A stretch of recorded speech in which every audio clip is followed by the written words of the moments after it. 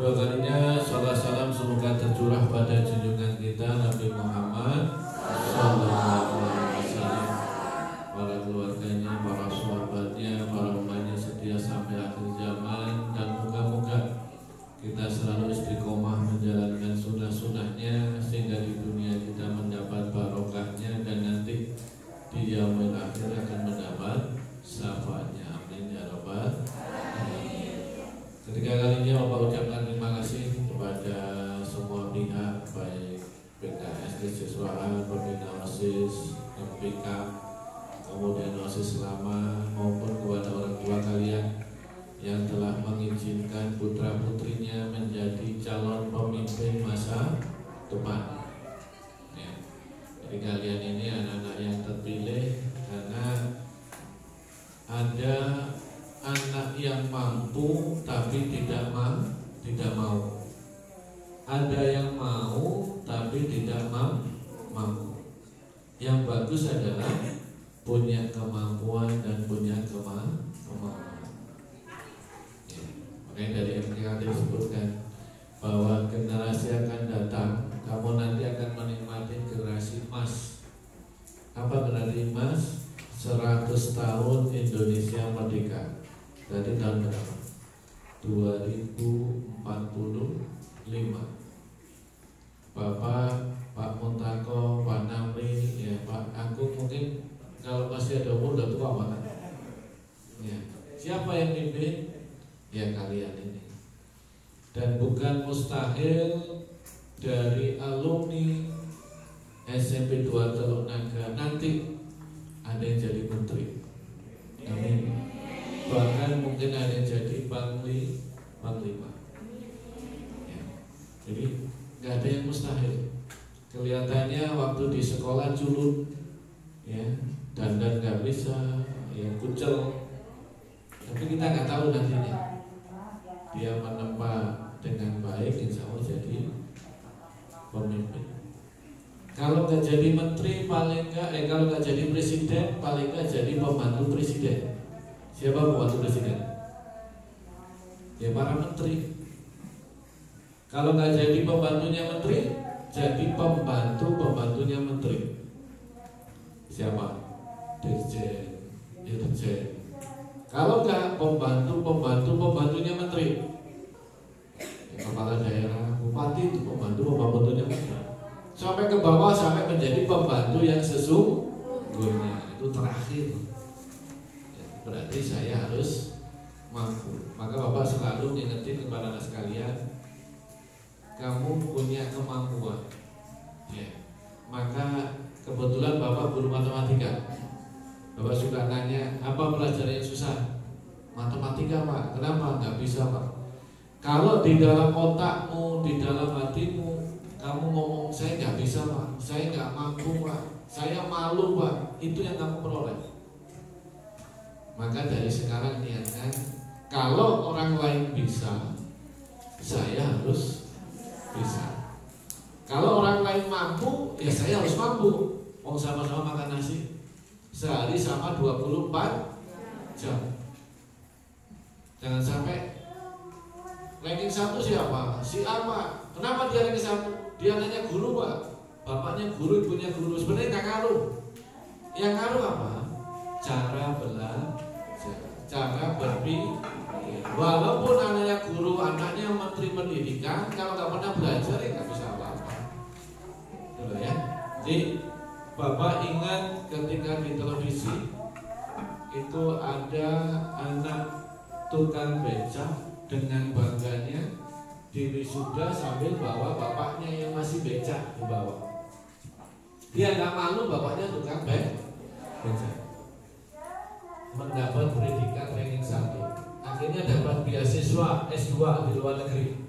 Sampai lulus, bapaknya masih tukang becak. Kemudian kuliah lagi sampai S3 di luar negeri, bahkan jadi dosen. Bapaknya diangkat, udah nggak jadi tukang becak. Jadi nggak ada yang mustahil. Kalau kamu ingin merubah nasib orang tua, ingin merubah nasib diri sendiri, harus berusaha mulai sekarang. Karena hari ini menentukan hari OSIS ini berdasarkan pedoman pembinaan kesiswaan, yaitu keputusan Menteri Pendidikan nomor 0461 tahun 1982. Satu-satunya organisasi siswa yang diperbolehkan di sekolahan adalah OSIS. Jadi yang lainnya itu harusnya di bawah OSIS. Pramuka ada di bawah OSIS, Paskib di bawah OSIS, Profis di bawah OSIS, olahraga semua di bawah OSIS. Maka untuk akan datang Pak Muntako, anak-anak yang jadi OSIS ini harusnya berasal dari ekstrakurikuler. Kan selama ini belum. Jadi kalau bisa ada OSIS itu perwakilan dari Pramuka, ada perwakilan dari Profis, perwakilan dari Paskib, dari olahraga, sehingga yang di OSIS ini benar-benar menguasai lapangan. Anak-anak sekalian, lihat apa tujuan kalian LDKS. Di sini menciptakan siswa-siswi yang beriman dan bertakwa. Yang penting, yang utama adalah iman dan takwa.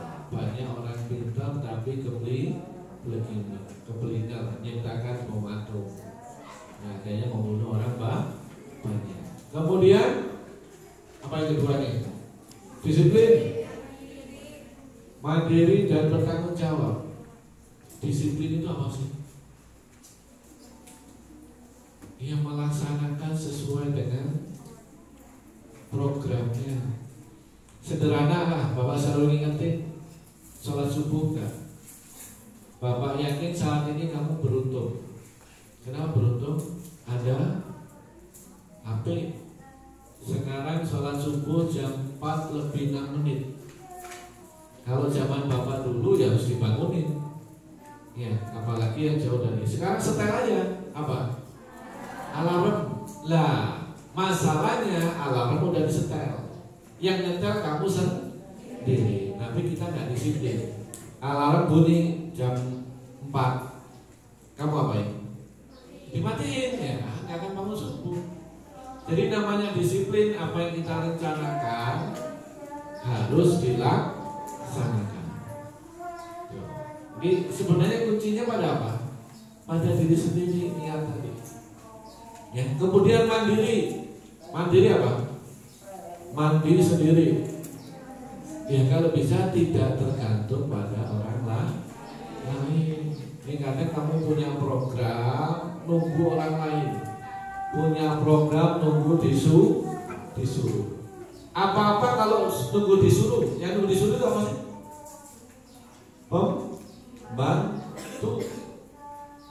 Pembantu ya apa dulu suka nggak suruh dia nggak bingung ngerjain apa. Maka jadilah jiwa yang pengusaha. Pengusaha itu lebih capek. Nggak harus disuruh orang, dia ngerjain sendiri, program sendiri, biaya sendiri, ngerjakan sendiri, evaluasi sendiri. Tapi hasilnya jauh lebih banyak, jauh lebih besar daripada pembantu. Jadi biasakan punya jiwa mandiri. Kalau bangun tidak harus nunggu dibangunin orang tua. Saya punya program sholat subuh. Berarti kalau jam 4 lebih 6, berarti jam 4 kurang saya harus bangun. Saya udah siap, saya harus siap ke masjid, ke musola. Setelah ini saya ngapain? Buat aja program sendiri. Ya, nanti kalau berat baru ada evaluasi. Ini organisasi. Oh iya ya, saya kemarin nggak berhasil di sini.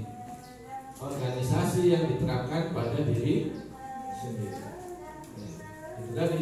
Terus yang terakhir tanggung jawab. Apa tanggung jawab? Yang kita kerjakan, yang kita omongkan harus sesuai dengan kemampuan kita. Contoh sederhana, lupa tidak mengerjakan PR itu kan tugas, harus dilaksanakan. Kalau nggak ngerjain, ya harus tanggung jawab, siap dikasih sanksi, siap mengerjakan janjinya. Ini kan kalian sekarang dibuat perjanjian. Ya, jadi yang pertama yaitu tadi bertakwa, beriman. Yang Bapak tekankan di sini adalah kejujuran. Sekarang jujur itu langka. ya, bisa dihitung dengan jari. Banyak orang yang tidak jujur, pintar, tapi kalau nggak jujur nggak jadi. Karena kalau tahu dia bohong nggak akan dipakai lah. Maka penting teman-teman sekalian. Tadi MPK melaporkan menjadi pemimpin harus siap dipimpin. Makanya organisasi ada yang namanya ketua, ada wakil ketua, ada sekretaris, ada bendahara, ada sekbid. Sekbidnya ada berapa? 6 atau 8 Pak? 6 sekarang. Saya dulu 8 dulu. Ya. Jadi masing-masing punya tugas dan tanggung jawab. Tanggung jawab ketua apa? Jadi manajer, mengatur semuanya. Walaupun dia tidak melaksanakan tapi ngatur. Lah, sekbid ini bidangnya masing-masing. Jadi utamakan mengerjakan kerjaannya sendiri. Ini kadang enggak. Dia sekbid satu ngurusin sekbid yang lain, ngomongin orang lain, tapi sekbid sendiri enggak dikerjakan. Jadi harus ya konsekuen dengan tanggung jawab yang diberikan. Anak-anak hubungan dengan sekolah. Suatu sekolah itu bisa dicek. Ini SMP 2 Teluk Naga, anaknya disiplin rapi enggak? Tamu nggak harus lihat yang lain. Lihat aja ketika upacara. Kalau upacaranya rapi, anaknya dengerin pembina, gampang diatur, berarti anak SMP 2 Teluk Naga itu disiplin. SMP 2 Teluk Naga itu kotor apa bersih nih? Yang dilihat apa?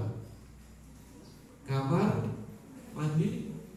Ini Bapak lihat kamar mandimu, sanisekmu kadang masih banyak tisu, ya, kadang buang air nggak disiram sehingga baunya wangi. Oh, nggak jorok. Terus masih lah ini nanti nggak boleh ya, nggak bawa gini nih Pak, usahakan jangan nggak bawa